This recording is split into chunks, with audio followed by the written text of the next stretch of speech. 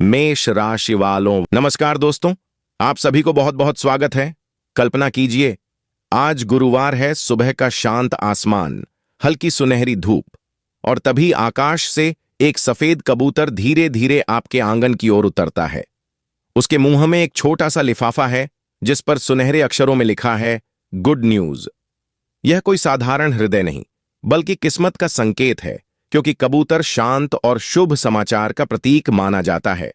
और जब वह किसी घर में शुभ संदेश लेकर आते हैं तो समझ लीजिए कि समय आपके पक्ष में करवट ले चुका है।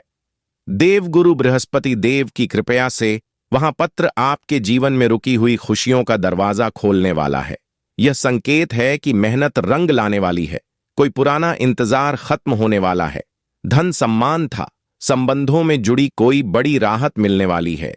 इसलिए मन को सकारात्मक रखें, विश्वास बनाए रखें, और जैसे ही वहां गुड न्यूज का पत्र आपके हाथों में आ जाए, उसे मुस्कुराएं और कृतज्ञता के साथ स्वीकार करें, क्योंकि यह सिर्फ एक खबर नहीं, बल्कि नए शुभ अध्याय की शुरुआत है।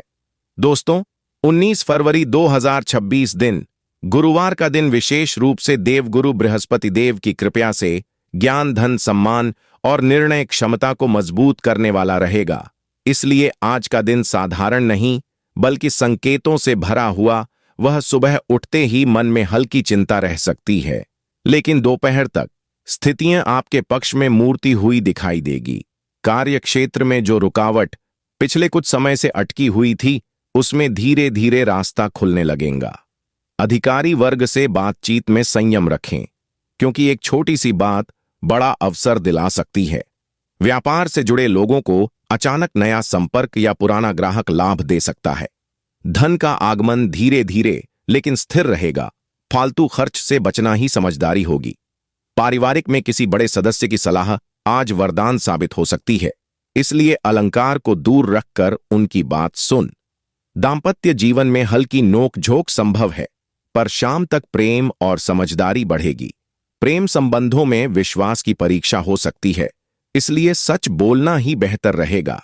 शिक्षा और प्रतियोगिता से जुड़े लोगों के लिए यह दिन ध्यान केंद्रित रहने का है।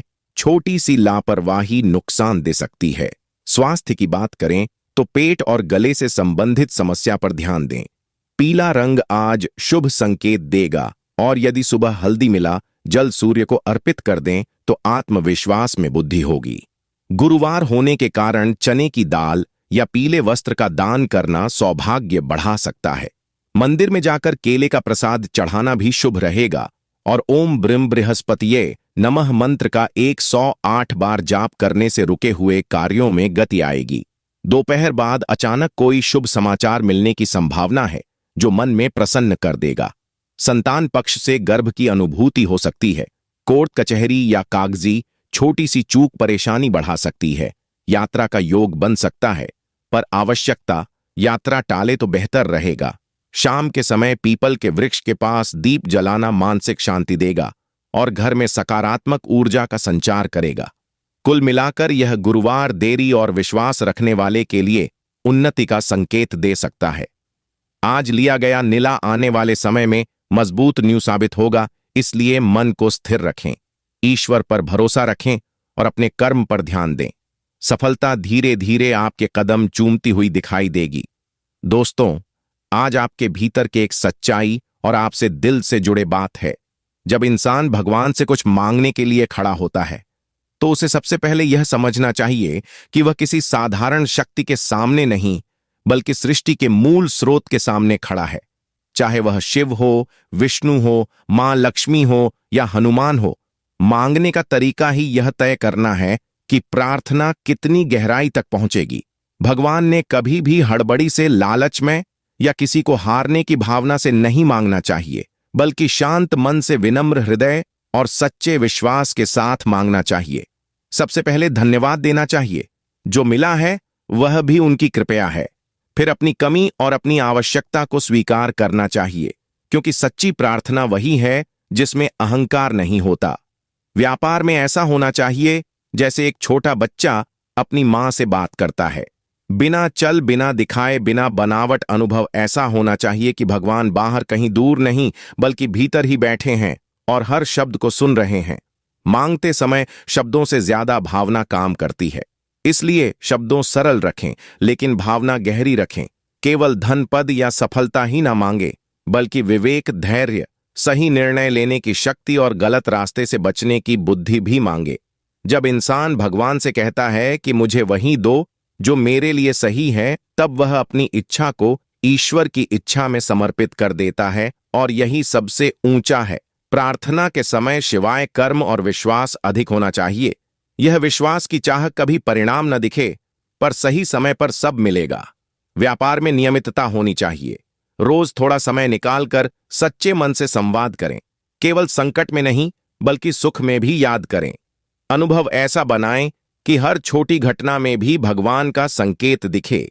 यदि कुछ देर से मिल रहा है, तो उसे परीक्षा समझने की अस्वीकार। मांगते समय दूसरों के लिए भी शुभकामना रखें, क्योंकि जो दूसरों के लिए अच्छा चाहता है, उनके लिए रहे, अपने आप खुलता है। प्रार्थना के बाद कम करना ना भूले, क्योंकि भगवान रास्ता दिखाते हैं। चलना इंसान को ही पड़ता है। अपनी वाणी को पवित्र रखें, दूसरों को आशीर्वाद दें, बड़ों का सम्मान करें, जरूरतमंद की सहायता करें। यदि व्यापार आपकी प्रार्थना को शक्तिशाली बनाता है, अंत में यही भाव रखें कि मैं आपका हूं, और जो भी दे कृपया समझकर स्वीकार करूंगा।